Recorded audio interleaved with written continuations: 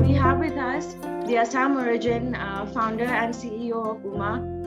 It's an organization which helps and empowers women and minorities in the workforce. She's a speaker and an author. And she's also the daughter of a London-based Assamese couple and a mother of two. And now she has been awarded the Lifetime Achievement Award by the President of the United States, Joe Biden himself, for her lifetime contribution towards volunteering. She has dedicated her whole life into supporting and mentoring women and minorities in the workforce. And she has also spent time in Assam and Zambia, imparting leadership skills and communication skills and confidence among the people here. You have so many credentials, and I'm so excited about this conversation, ma'am. This is Rita Kakati-Shah. Tell me about the big award ceremony and how is it making you feel right now? Volunteering, giving back to the community, giving back to people. This is who I am. You know, ever since my mum and dad brought me up as a child, this is what I've been doing. It's the way I am. So knowing and recognizing that people even see things like that and recognize it actually means a lot. And to me, it shows a lot of humanity and a lot of good things in the world, you know, about the fact that people are recognizing and knowing that helping others is an important part of society, is an important part of living as well. What did you do on that day, and how was Joe Biden like? How was receiving the award like? It was a surprise, like I said, because of COVID. There was no kind of in-person, really kind of those sort of ceremonies taking place, but everything was done, you know, virtually. Received a warm letter, a package.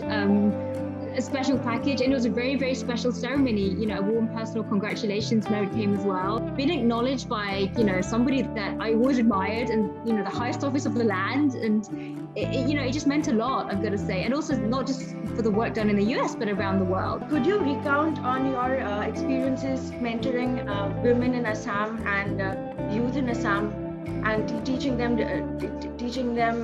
confidence and communication and leadership skills?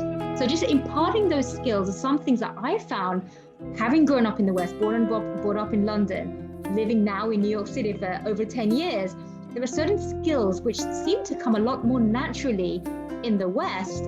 And yet these are skills that should very naturally come in the East as well. So I thought, why not impart the knowledge of the West to give back to where I'm from, my heritage, in Assam, in Guwahati. Okay. You mentioned Goddess Uma. So can you tell me about the motivation behind your company and how did you come up with the organization, UMA? Oh, a great question. Yeah, so actually it's really, I started UMA in response to my personal and professional life.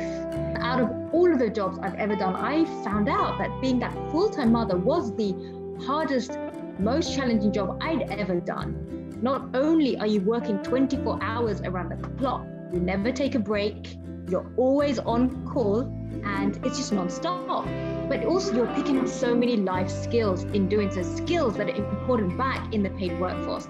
But then I saw there's a gap between the workforce and how they acknowledge and admire these women and what was really going on. So really I started UMA in response to that. Why did I name UMA after the goddess Uma? Well, Uma is a goddess. She's a mother, a daughter, a sibling, and a wife. So she really depicts all of the many roles that we as women have in our lives at some point. Can you tell me a few instances from your work in Assam and something that is really memorable and close to you from your time and working in Assam? Ever since childhood, we always used to go back to Assam a lot.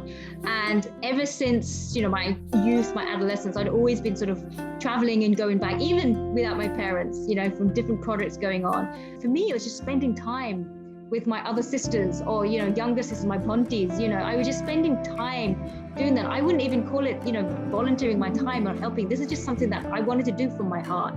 That took on the scope of sort of teaching at some of the girls' colleges, Nogam Girls' School, some of the, Guwahati University, Cotton University, just doing sort of different projects here and there and imparting some of this knowledge that I picked up in the West, but seeing the difference it makes, seeing the impact, seeing these girls and what they're doing with their lives now, their future, how they are believing in themselves and now they want to achieve so much. That's the reason I do what I do. And that nothing can beat that feeling. Everything about who I am, everything about the work is because of my being an Ohomia Swali. When you're in a different cultural situation, when you're in a different language situation, if you remember who you are and you are proud of that, that's the number one thing.